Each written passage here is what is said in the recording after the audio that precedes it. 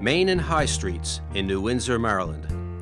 Back in the 1790s, this was a busy spot, as if Route 95 collided with Route 70 in our own day. In other words, this was a major crossroads of interstate traffic. But instead of buses and semi-trailers, you had stagecoaches and Conestoga wagons. In the late 18th and early 19th century, Main Street was a tributary of the old Monocacy Road, connecting Philadelphia to Winchester, Virginia, and everything in between. And High Street was part of the Buffalo Road, connecting Annapolis to regions to the north. Farmers used these roads to ship their crops to the big cities, and the wagons returned laden with goods like tools, gunpowder, and calico cloth. And just like on today's interstates, travelers needed rest stops. They called them taverns and inns back then. New Windsor's first inn was built right near this spot in the late 1790s by the town's founder, Isaac Atlee. It was probably a simple log cabin with a stable out back.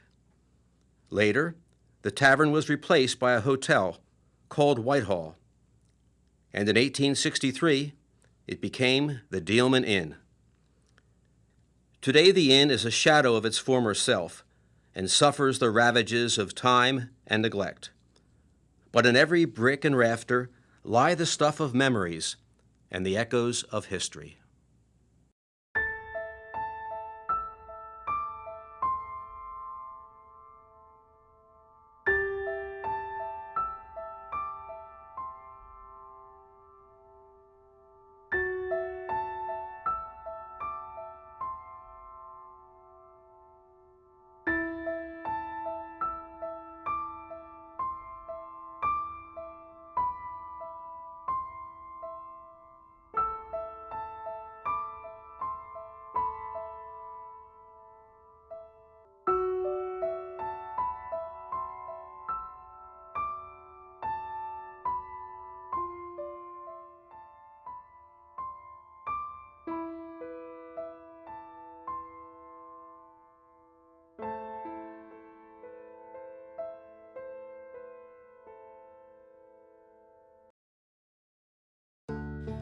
In its day, the 42-room inn was a widely sought respite, not just for weary travelers, but for tourists from Philadelphia, Baltimore, and Washington, who sought to trade the stifling heat of the city for the fresh breezes of the country.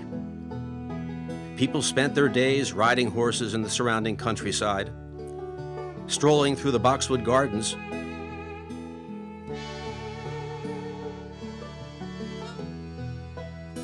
or playing games on the grounds. In the evenings, they would enjoy home-cooked Maryland-style meals prepared by a skilled staff using the best seasonal fare from local farms. Then the guests might have some fun with amateur theatrics or gather around the piano for a concert or sing-along. Another attraction was a sulfur spring down at the foot of Main Street, originally called Bath Street. Here visitors could bathe in the supposedly healing waters or take some of it back up the street to drink, hoping for cures of all manner of ailments, from skin infections to baldness. From 1863 until 1927, the inn was run by the Dielman family. Its two sons went on to some fame.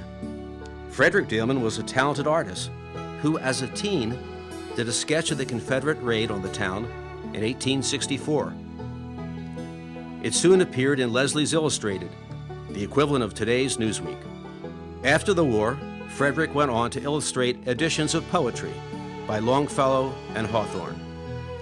He even produced designs for 2 mosaic panels for the Library of Congress in Washington, and became president of the National Academy of Design and a professor of drawing at 2 New York art schools. His brother Lewis was the town pharmacist and later became the executive secretary of the Peabody Institute in Baltimore and a co-founder of the Maryland Library Association. His hobby was recording small slices of Maryland history that people still use today as a research tool. The Dielman archives are housed at the Maryland Historical Society in Baltimore. Though the inn has served as the heart and soul of New Windsor for over 170 years, it is threatened today by decay and is sorely in need of a new owner and new uses.